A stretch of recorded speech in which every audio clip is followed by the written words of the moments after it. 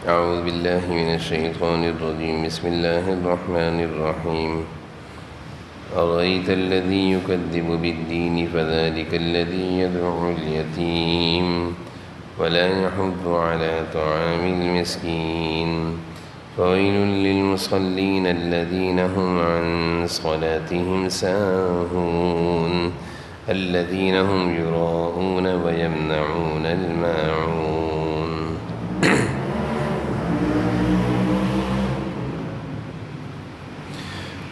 قرآن کریم کی کئی ساری صورتوں میں اور بہت ساری آیتوں میں اللہ تعالیٰ اپنے بندوں کو وہ اعمال بتاتے ہیں، وہ اعمال سکھاتے ہیں جن اعمال سے اللہ تعالیٰ کا قرب بھی ملتا ہے، دنیا اور آخرت کی کامیابی، فلاح، کامرانیاں ملتی ہیں، ترقیاں ملتی ہیں، اللہ کی نظر میں انسان کی عزت بڑھتی ہے۔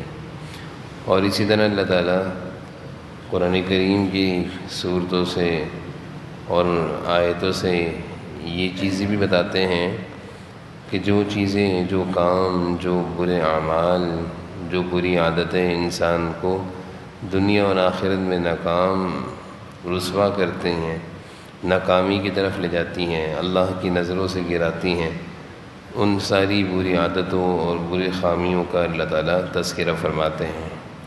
تو سورۃ الماعون میں اللہ تعالیٰ نے وہ برائیاں، وہ خامیاں، وہ بری عادتیں بیان فرمائی ہیں جن خامیوں اور برائیوں سے انسان دنیا اور آخرت میں ناکام ہوتا ہے، اللہ کی نظر کرم سے گرتا ہے، آخرت اس کی خراب ہوتی ہے اور اللہ سے دوری ہوتی ہے۔ تو کہنا چاہیے اس صورت میں افعال قبیحہ یعنی بری عادتوں اور برے کاموں کا تذکرہ اللہ نے اس لیے فرمایا تاکہ ایمان والے ان بری عادتوں سے اپنے آپ کو بچائیں۔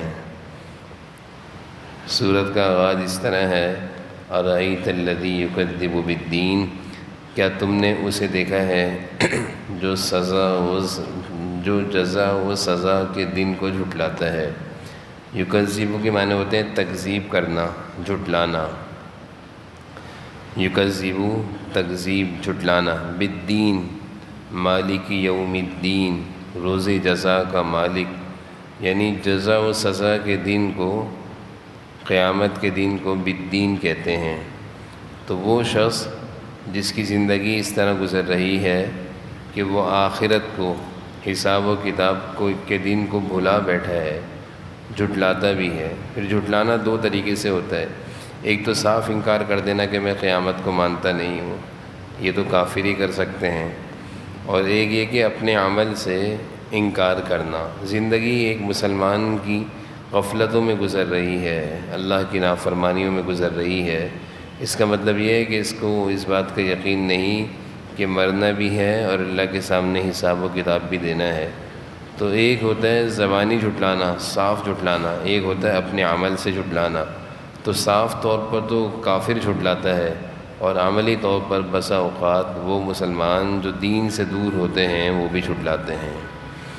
فذالک الذی یدعو الیتیم، یہاں سے وہ برائیاں، وہ بداعمالیاں جو اللہ کو پسند نہیں ہیں ان کا تذکرہ ہے کہ فذالک الذی، وہی تو ہے، یدعو الیتیم، جو یتیموں کو دھکا دیتے ہیں۔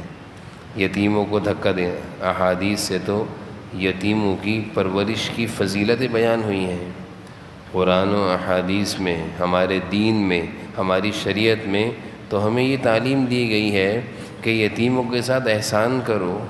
جو یتیم، وہ یتیم جن کے والد کا سرپرست کا سایہ اس کے سر سے اڑ گیا ہے، اس کی کفالت اور پرورش کرنے والا اس کا ابا تھا، اس کا تو انتقال ہو گیا۔ اب انسانیت کا تقاضا یہ ہے، اور ہمارا دین ہمیں یہ تعلیم دیتا ہے کہ اس کے ساتھ اچھا سلوک کرو، اس کی خیر خواہی، اس کی تعلیم و تربیت، اس کے کھانے پینے، رہنے سہنے، اوڑھنے کی فکر کرو۔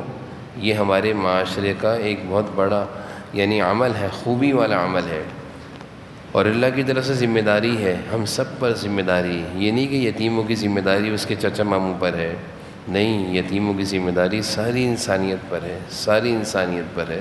سب کا فرض بنتا ہے کہ وہ بچہ جو یتیم ہو گیا اس کے ابا کی کفالت اس کے سر سے ہٹ گئی، اب سارے اس کی فکر کریں۔ تو یہ تو ہمیں ہماری شریعت، ہمارے دین ہمیں تعلیم دیتا ہے۔ اچھے معاشرے میں ایسا ہی ہوا کرتا ہے کہ کمزوروں کے ساتھ اچھا سلوک کرنا، اور جو برا معاشرہ ہوتا ہے جہاں کے معاشرے میں انسانوں کے دلوں سے انسانیت نکل جاتی ہے تو وہاں پہ کمزوروں پر ظلم کیا جاتا ہے، یعنی یتیموں کا مال چھین کر کھا لیا جاتا ہے، ان کو کھانے پینے سے دھکے دیے جاتے ہیں، اگر وہ یتیم کسی سے کچھ مانگیں تو ان کو دھکا دیا جاتا ہے، ان کے ساتھ بدسلوکی کی جاتی ہے۔ اللہ تعالیٰ فرما رہے ہیں یہ بہت برا عمل ہے، یہ بہت برا عمل ہے۔ تو یتیموں کی کفالت، پرورش، اس پر بڑی حدیث میں فضیلتیں آئی ہیں۔ جناب نبی کریم صلی اللہ علیہ وسلم نے بے شمار احادیث میں اپنے ارشادات میں اس کی فضائل بیان فرمائے ہیں، اور ایک حدیث میں فرمایا ہے کہ یتیم کی کفالت کرنے والا جنت میں میرے ساتھ ہوگا۔ کتنی بڑی فضیلت ہے۔ پھر آگے فرمایا ولا يحض على طعام المسکین، مسکینوں کو کھانے دینے کی ترغیب بھی نہیں دیتا، یعنی ایک تو یہ ہے کہ خود کھانا نہیں کھلاتا، اور ایک یہ ہے کہ دوسروں کو بھی کھانے کی ترغیب نہیں دیتا۔ مسکین وہ ہوتا ہے جس کے پاس کھانے پینے کو کچھ بھی نہیں ہے، یعنی ایک وقت کا بھی کھانا نہ ہو، ایک دن کا بھی کھانا نہ ہو، بیچارہ غریب ہو، وہ مسکین نہیں ہے جس کے گھر میں کھانے پینے کو ہے لیکن پھر بھی وہ لوگوں سے مانگتا پھر رہا ہے، زکوٰۃ مانگ رہا ہے، جبکہ اس کے گھر میں کھانے پینے کو ہے۔ لیکن ہمارے معاشرے میں اس طرح کا ایک رواج بن گیا ہے کہ اللہ تعالیٰ کی ذات پر بھروسہ ختم ہو چکا ہے، سب کچھ ہے اس کے باوجود بھی مانگ رہے ہیں، تو یہ کوئی مسکین نہیں ہے۔ مسکین شریعت کی زبان میں اس کو کہتے ہیں جس کے پاس ایک وقت کا بھی کھانا نہ ہو، ایک دن کا بھی کھانا نہ ہو، اس کو مسکین کہتے ہیں۔ ایسے آدمی کو کھانا کھلانے کی ترغیب دینا قرآن فرما رہا ہے، ایسے لوگوں کا خیال رکھو، ایسے لوگوں کا خیال رکھو، اگر خود نہیں کھلا سکتے تو دوسروں کو کھانے کھلانے کی ترغیب دو۔ آگے اللہ تعالیٰ فرما رہے ہیں فویل للمصلین، یہ جو چیزیں تھیں ان کا تعلق تو انسانیت سے تھا، انسانوں سے تھا۔ اگلا جو برائیوں کا تذکرہ ہے ان کا تعلق اللہ تعالیٰ کی ذات عالی اور عبادت سے ہے۔ فویل للمصلین، اللہ تعالیٰ فرما رہے ہیں ہلاکت ہے ایسے نماز پڑھنے والوں کے لیے، ان کی نماز پڑھنے کا کیا فائدہ۔ فویل کہتے ہیں ویل ہلاکت کو، للمصلین نماز پڑھنے والے، ایسے نمازیوں کے لیے ہلاکت ہے۔ الذین هم عن صلاتهم ساہون، جو اپنی نمازوں سے غفلت برتتے ہیں۔ صلاۃ کہتے ہیں نماز کو، ساہون غفلت برتنا، بھول جانا، کبھی پڑھی کبھی نہیں پڑھی، پڑھی تو ایسے پڑھی جیسے اپنے پر سے ایک بوجھ اتار رہے ہیں۔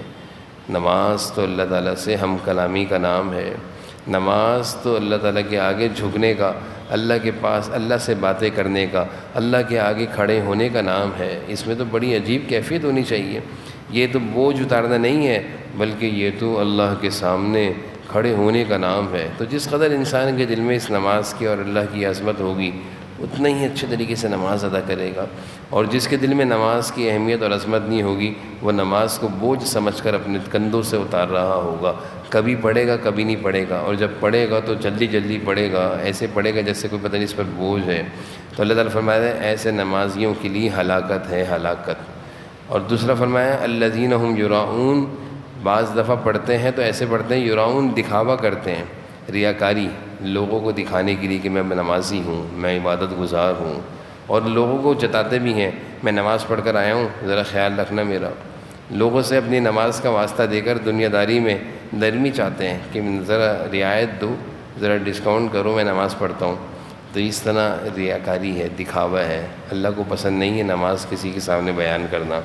اور آگے ایک برائی فرمائی جس کا تعلق انسانوں سے ہے، وَيَمْنَعُونَ الْمَاعُونَ، معمولی چیزیں دینے سے منع کر دیتے ہیں۔ یمنعون مانے منع کرنا، معون معمولی چیزیں۔ کیا مطلب؟ کسی نے کوئی چیز مانگ لی، معمولی سی چیزیں دینے سے منع کر دی، یعنی بخل اعلیٰ درجے کا ہے۔ ایک تو ہوتا ہے نا بخیل انسان، اور ایک وہ بہت بڑا بخیل ہے کہ چھوٹی سی چیز بھی اگر ان سے کوئی مانگ لے منع کر دیتا ہے، پانی کا گلاس دینے سے منع کر دیتے ہیں۔ تو یہ بھی اللہ تعالیٰ کو یہ چیز پسند نہیں ہے۔ اور معاون کا ایک ترجمہ یہ بھی ہے کہ زکوٰۃ دینے سے منع کر دیتے ہیں۔ معاون کا ایک مفہوم یہ بھی ہے کہ زکوٰۃ نہیں دیتے، تو اپنے مال میں سے جو اللہ کا حق ہے وہ تو ہے زکوٰۃ، جو فرض ہے وہ تو دینی ہے، لیکن اس کے علاوہ بھی اپنے مال میں سے تھوڑا بہت روزانہ کی بنیادوں پر دیتے رہنا چاہیے۔ اللہ تعالیٰ میں عمل کی توفیق نصیب۔